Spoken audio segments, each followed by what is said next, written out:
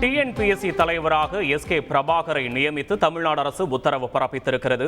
வருவாய் நிர்வாக ஆணையராக இருந்த எஸ்.கே. பிரபாகர் தற்போது டிஎன்பிஎஸ்சி தலைவராக நியமிக்கப்பட்டிருக்கிறார். இவர் 6 ஆண்டுகள் இந்த பதவியில் இருப்பார் என்றும் அறிவிக்கப்பட்டிருக்கிறது. இது தொடர்பான மேலதிக தகவலை செய்தியாளர் பாஸ்கர் வழங்க கேட்போம். பாஸ்கர், வணக்கம்.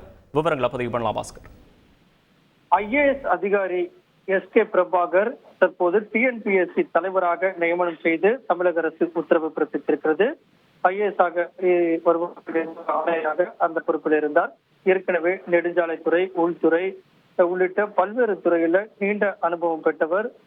அந்த வகையில ஐஏஎஸ் அதிகாரியான எஸ்.கே. பிரபாகர் அவர்கள் தற்போது டிஎன்பிஎஸ்சி தலைவராக நியமனம் செய்து தமிழக அரசு உத்தரவு பிறப்பிக்கப்பட்டிருக்கிறது. 1966 ஆண்டு பிறந்த விருதுநகர் மாவட்டத்தை சேர்ந்தவர். அந்த வகையில பார்க்கும்போது பல்வேறு மாவட்டங்கள்ல அவர் மாவட்ட ஆட்சித்தலைவராக இருந்தார்.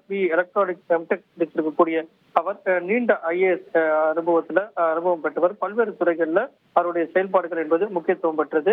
அந்த வகையில பார்க்கும்போது நீண்ட காலமாக வருவாய் நிர்வாக ஆணையராக இருந்து திறம்பட செயல்படுவார். அந்த திறம்பட அவர் தற்போது டிஎன்பிஎஸ்சி தலைவராக நியமனம் என்பது செய்யப்பட்டிருக்கிறது தமிழக அரசால். அந்த வகையில பார்க்கும்போது 6 ஆண்டுகள் அந்த பதவியில் இருப்பார் அல்லது 62 வயது என்ற அடிப்படையில அந்த அவருடைய பதவிக்காலம் என்பது முடிவு பெறும். ஐஏஎஸ் ஆக இருந்து பல்வேறு துறைகளில் சிறப்பாக செயல்பட்டு வந்த அவருக்கு தற்போது டிஎன்பிஎஸ்சி தலைவராக நியமனம் செய்யப்பட்டிருக்கிறது.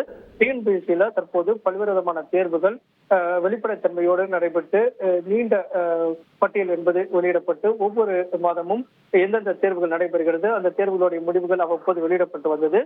துறை செயலாளர்கள் மற்றும் உறுப்பினரோடு செயல்பட்டு வந்த டிஎன்பிஎஸ்சி தலைவர் என்பது நீண்ட காலமாக நிரப்பப்படவில்லை என்பது அரசியல் கட்சிகளுடைய குற்றச்சாட்டாக இருந்து வந்தது. அதற்கு தீர்வு காணும் பொருட்டு தற்போது டிஎன்பிஎஸ்சி தலைவராக எஸ்.கே. பிரபாகர் ஐஏஎஸ் அவர்கள் நியமனம் செய்யப்பட்டு தமிழக அரசால் தற்போது உத்தரவு பிறப்பிக்கப்பட்டுள்ளது.